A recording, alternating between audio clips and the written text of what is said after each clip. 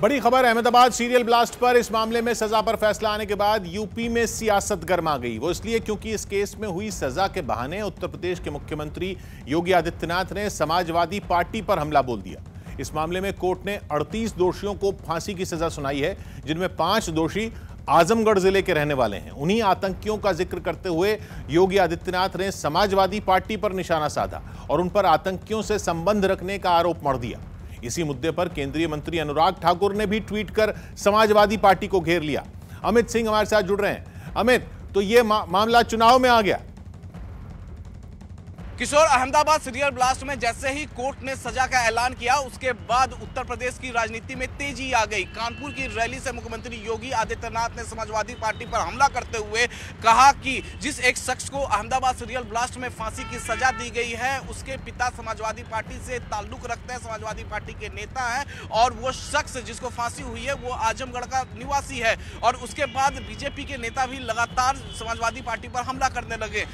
BJP के नेताओं ने दावा किया कि मोहम्मद शेख को फांसी की सजा हुई है और उसके पिता शादाब अहमद जो हैं वो समाजवादी पार्टी के नेता हैं। लेकिन फिलहाल इस मामले पर समाजवादी पार्टी की तरफ से कुछ नहीं कहा जा रहा है। जी अमित, तो अहमदाबाद सीरियल ब्लास्ट केस में स्पेशल कोर्ट ने 38 दोषियों को फांसी और 11 को उम्र कैद की सजा सुनाई। 26 जुलाई 2008 को अहमदाबाद में 70 मिनट में 21 बम धमाके हुए और उन धमाकों में 56 लोगों की मौत हो गई थी, जबकि 200 से ज्यादा घायल हो गए थे। इस आतंकी हमले की 13 साल तक सुनवाई चली और 8 फरवरी को स्पेशल कोर्ट ने 49 लोगों को इसमें दोषी पाया था। इसके ठीक 10 दिन के बाद कोर्ट ने इसमें सजा का ऐलान किया, जिसमें 38 को फांसी और 11 को आखिरी दम तक कैद में रहने की सजा सुनाई गई। 38 एक्यूज को आज हैंगिंग किया है और 11 एक्यूज को लाइफ टाइम की सजा दी है। ये पहली बार है जब एक साथ इतने सारे दोषियों को फांसी की सजा दी गई। वहीं कोर्ट के इस फैसले को पुलिस अधिकारियों ने ऐतिहासिक बताया। ये बहुत बड़ा जजमेंट है, ये केस भी बहुत बड़ा था। अपने फैसले में दोषियों को कोर्ट ने पीड़ितों को मुआवजा देने का भी आदेश दिया। धमाकों में मारे गए लोगों के घर वालों को 1 लाख रुपए, गंभीर रूप से घायलों को 50,000 और मामूली रूप से घायलों को 25,000 रुपए देने के लिए कहा गया। और यह पहली बार है जब एक साथ 49 आरोपियों को आतंकवाद के आरोप में दोषी ठहराया गया, क्योंकि 26 जुलाई 2008 को आतंकियों ने अहमदाबाद में सीरियल ब्लास्ट कर पूरे देश को हिला दिया था।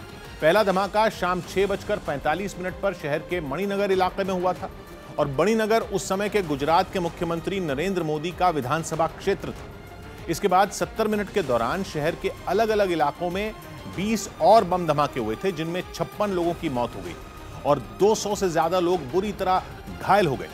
जांच में यह बात सामने आई कि ये धमाके इंडियन मुजाहिदीन ने 2002 में हुए गोधरा कांड का बदला लेने के लिए किए थे, जिसके लिए आतंकियों ने साइकिल पर टिफिन बम रखकर उसे शहर के अलग अलग बाजारों में रख दिया था, ताकि बम धमाकों की वजह से ज्यादा नुकसान हो।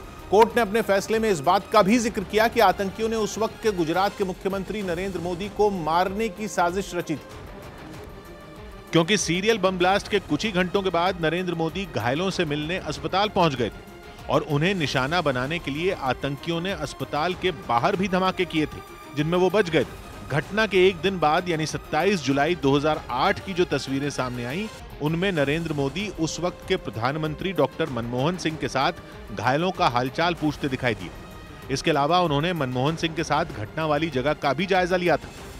नरेंद्र मोदी की हत्या करने की भी साजिश की गई थी और ये बात एक एक्यूज ने अपने 164 वाले स्टेटमेंट में मैजिस्ट्रेट के सामने भी बताई है। उस वक्त का एक वीडियो भी सामने आया, जिसमें नरेंद्र मोदी तब के राज्य के गृह मंत्री अमित शाह, डीजीपी पीसी पांडे और कमिश्नर ओपी माथुर के साथ बैठक करते दिखाई दिए। जब ये आतंकवाद की घटना हुई, उस वक्त श्री नरेंद्र मोदी जी की जान को भी खतरा था। कोर्ट ने अपने फैसले में यह भी लिखा कि इस आतंकी साजिश में तब के मुख्यमंत्री नरेंद्र मोदी अच्छे नसीब की वजह से बच गए थे। और अहमदाबाद सीरियल ब्लास्ट के बहाने उत्तर प्रदेश के मुख्यमंत्री योगी आदित्यनाथ ने समाजवादी पार्टी को घेर लिया। इस केस में आजमगढ़ के 8 लोग शामिल थे, जिनमें 5 लोगों को फांसी की सजा सुनाई गई, जबकि 3 लोग बरी हो चुके हैं। और अहमदाबाद की स्पेशल कोर्ट के इसी फैसले का जिक्र करते हुए योगी आदित्यनाथ ने समाजवादी पार्टी पर जोरदार हमला बोला। सीरियल ब्लास्ट की घटना के लिए जो आतंकी जिम्मेदार थे, उसमें आजमगढ़ के संजरपुर का भी एक आतंकवादी था। उस आतंकवादी के पिता का संबंध किससे है मालूम है? समाजवादी पार्टी से। सीरियल ब्लास्ट केस में जिन 38 दोषियों को फांसी की सजा दी गई, उनमें 5 लोग आजमगढ़ जिले के संजरपुर के रहने वाले हैं, जिनके घरों में अब सन्नाटा पसरा है। घर वालों का कहना है कि वो इस फैसले के खिलाफ हाईकोर्ट का दरवाजा खटखटाएंगे। तो हम हाईकोर्ट जाएंगे और उम्मीद है कि वहां से लड़के छूटेंगे।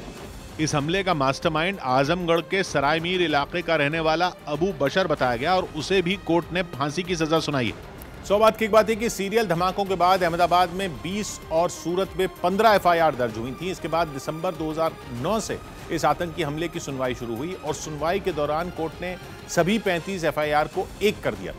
इस मामले में कुल 78 आरोपी थे। बाद में एक आरोपी सरकारी गवाह बन गया था। इसमें 1163 गवाहों के बयान दर्ज किए गए थे और 6000 से ज्यादा सबूत पेश किए गए थे।